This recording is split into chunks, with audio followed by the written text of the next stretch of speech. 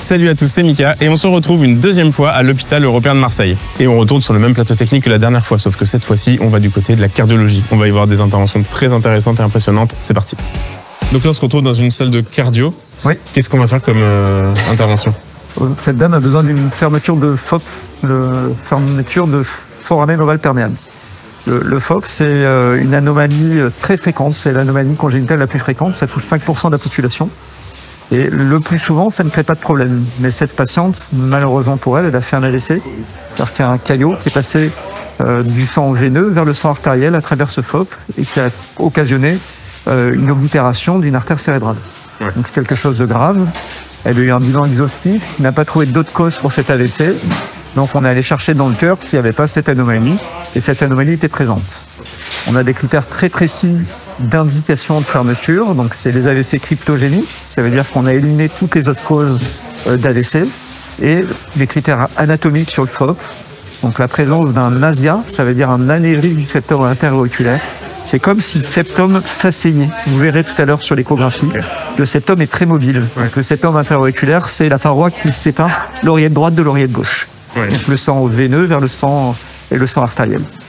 Donc la présence d'un AVIA, c'est un critère très important. Et la présence du FOP, donc le fait que les deux membranes ne soient pas complètement accolées et qu'il y ait du sang qui puisse passer. Ça, on le voit très bien en échographie. On injecte des bulles et on voit les bulles passer d'un côté vers l'autre à travers un tunnel. Ouais. Ce qui ne devrait pas arriver normalement. Ce qui ne devrait pas arriver, ouais. Exactement. Quand on est le premier cri, on inspire, la pression intrathoracique augmente et normalement cette membrane, elle se recolle par le simple jeu des pressions. Mais dans 5% des cas, elle ne se recolle pas complètement et elle est capable de se réouvrir, notamment lors de changements de pression.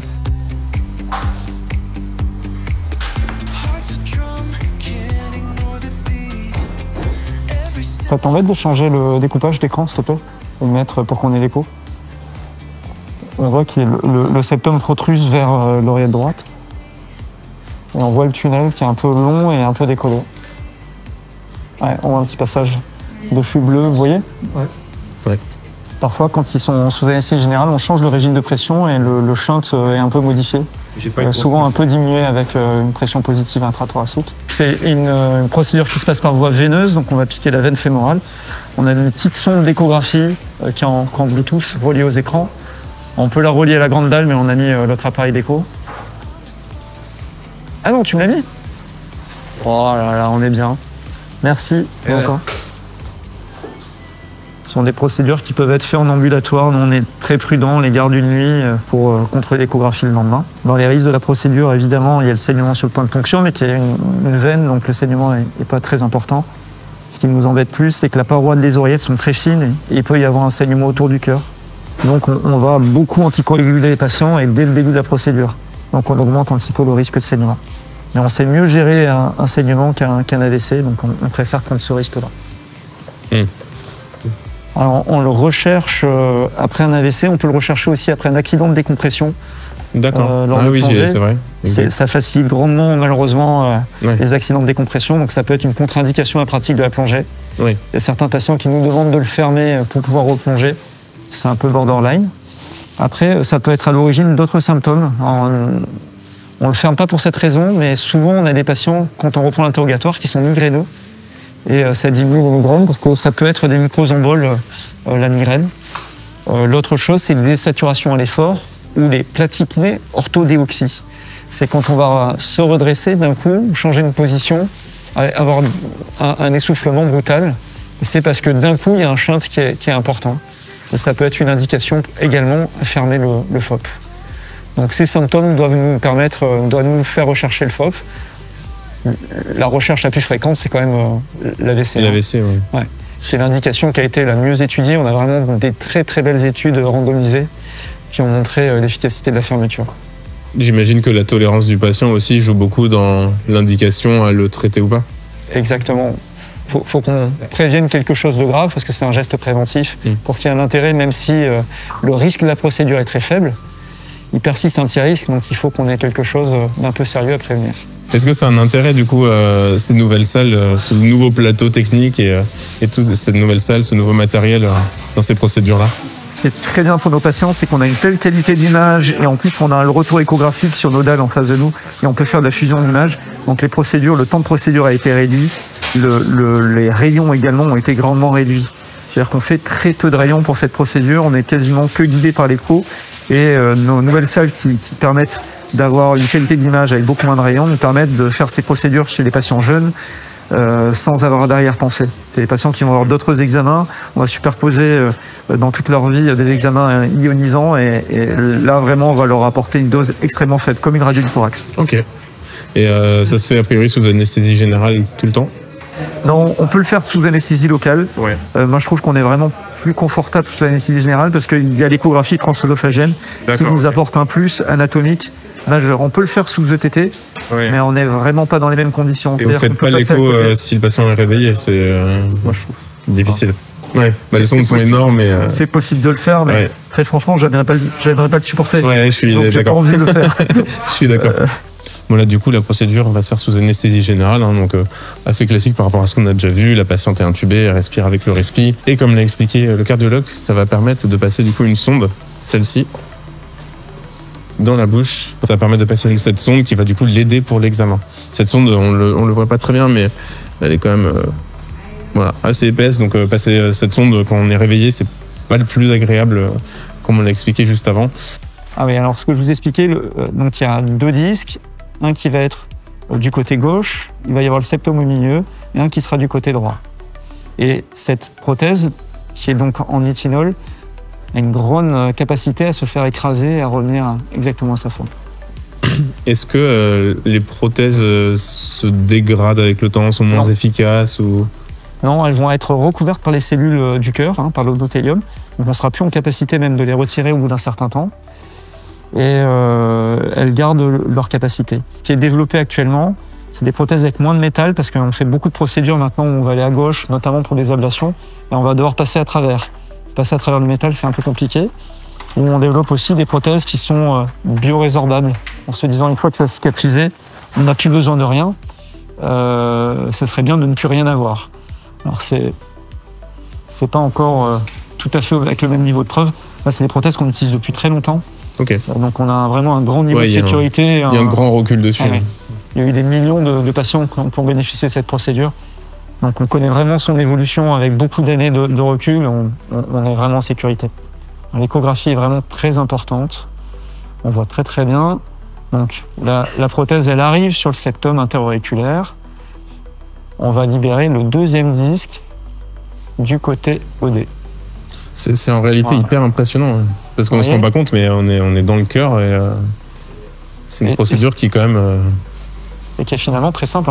Ouais. Et donc ce qu'on va vérifier maintenant en échographie, donc tout se passe en écho, c'est qu'on couvre bien la zone d'intérêt, donc on a stabilisé l'asia, donc ce mouvement du septum, que le septum est bien dans la prothèse, qu'on ne vient pas gêner les valves qui sont juste à proximité.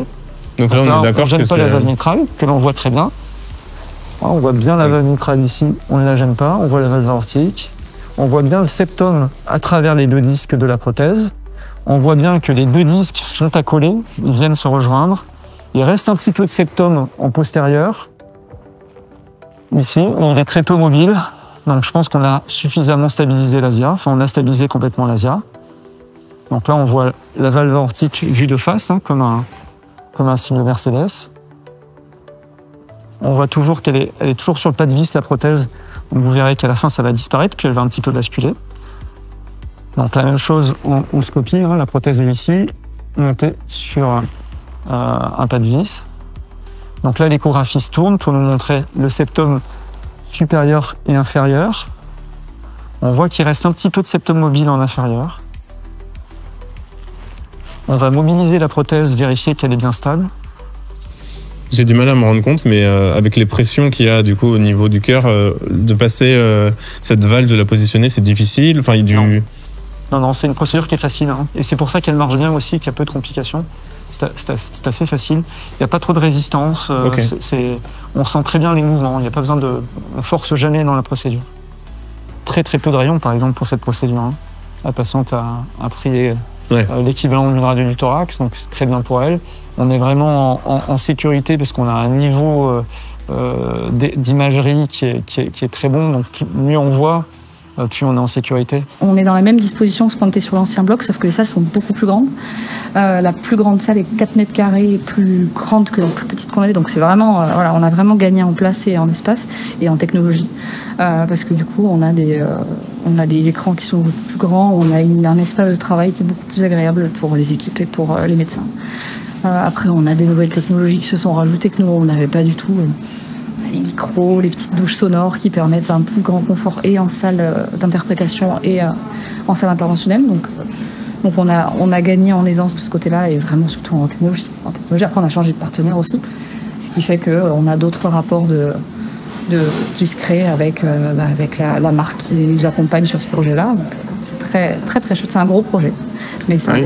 Et puis, pareil, en termes de facilité au travail, de communication, etc. Cette grande salle, elle a été faite, j'imagine, dans les mêmes... L'idée, c'était éventuellement de aussi mutualiser du matériel, des choses qu'on utilise ensemble, parce que la radio interventionnelle et la choro interventionnelle, ça se rapproche quand même. Alors, tout le matériel n'est pas commun, finalement. Bien sûr. L'échantillon est assez petit. Après, on est encore en train d'aménager nos locaux pour s'organiser au mieux. Pour l'instant, on est assez séparés dans nos réserves et dans notre organisation parce qu'on vient d'emménager.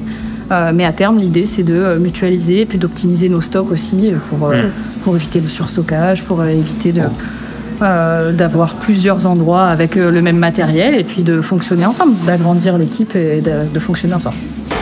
Parce que si tu n'as pas de logique sur ton parcours patient, tu as une partie de l'interventionnel qui arrive d'un côté, une partie de l'interventionnel qui arrive de l'autre. Donc non, ça va fluidifier les parcours, on va vraiment avancer sur le parcours patient de le confort du malade qui attend moins, qui passe plus vite. Et on fait le même type d'intervention et sur les mêmes types de durée. Donc voilà, après les équipes ont fait 90% du boulot, donc on les a juste accompagnés là-dedans. Et puis l'idée maintenant, c'est qu'on arrive à fonctionner tous ensemble de manière efficace et de faire des parcours patients beaucoup plus fluides pour que les malades ils atteignent bien. En fait, le but, c'est ça. Déjà, là, je trouve que ça tourne relativement bien. Depuis le début de la journée, en tout cas, que je vous ai vu travailler, ça matche super bien. Ah oui, ça tourne bien. C'est bien centralisé, tout le monde communique, ça échange. On va augmenter on va améliorer nos attentes patients. On a des petits films qui permettent aux patients d'expliquer les interventions sur des tablettes. Donc on attend juste le système de recharge pour leur installer, pour pas qu'ils attendent en perdant un mur, parce que c'est vrai que les interventions qui durent 10 minutes, mais pour eux c'est beaucoup plus long, 10 minutes quand ça prend dans un bloc, c'est long.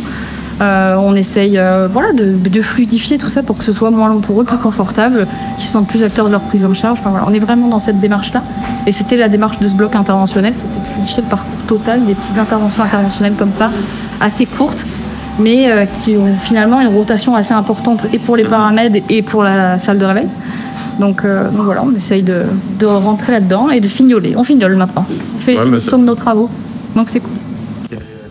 Patient qui change cette procédure?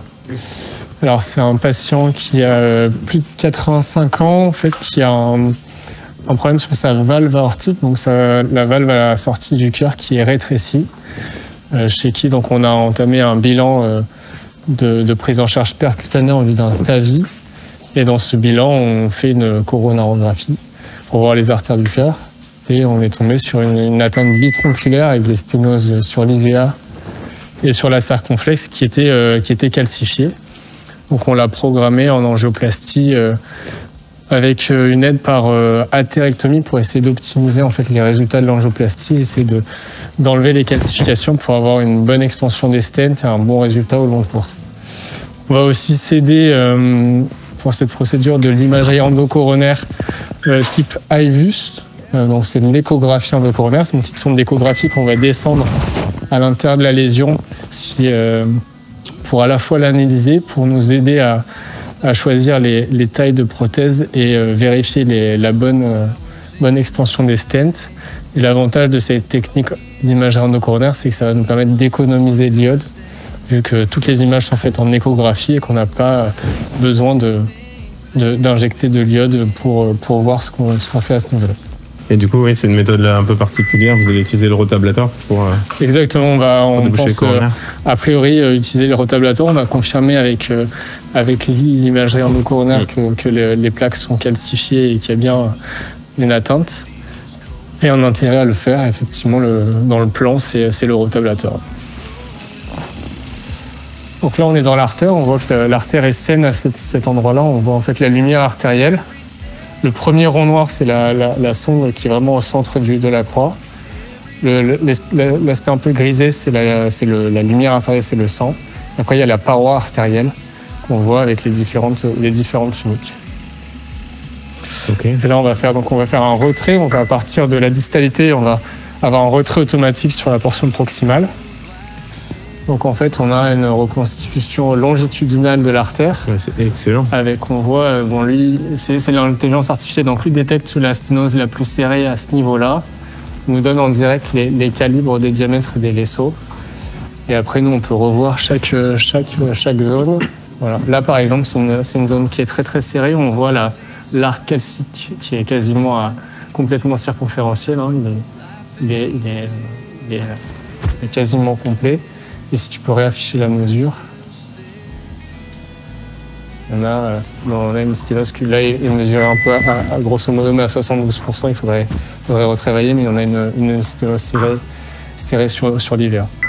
Donc ce qui va nous déterminer la taille de la fraise, hein, il faut que la fraise fasse pas, on vise à peu près à la moitié de la taille pour la fraise de rotablator. On a pris une fraise de 1,75 mm de diamètre. Donc là, en fait, on va tester la fraise. On va gérer la puissance. On va viser 180 000 par minute. Et on va l'amener au suivant. Ouais, les gars, c'est un guide floppy. Hein.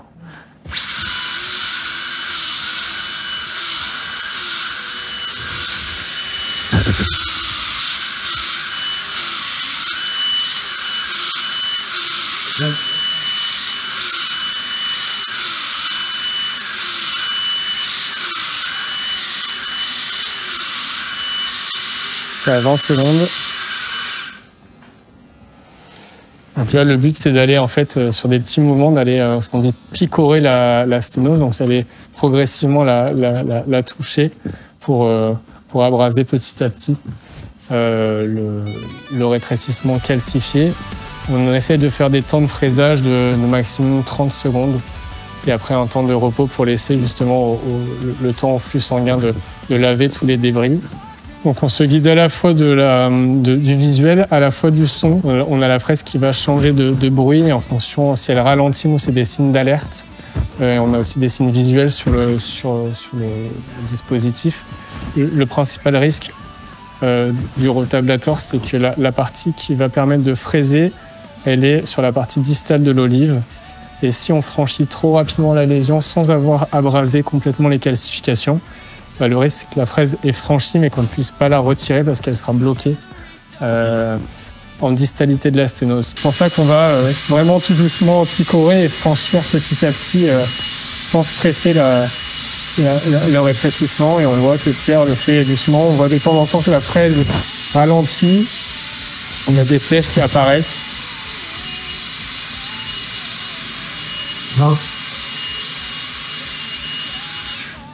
Donc là, on va vérifier avec un ballon, on va prédilater la lésion, donc être sûr que le rotablator est bien suffisamment fragilisé la plaque pour que la lésion cède et que le ballon s'expande bien. Si le ballon s'expande bien, on a de bonnes chances après pour que le stent s'expande de manière aussi correcte.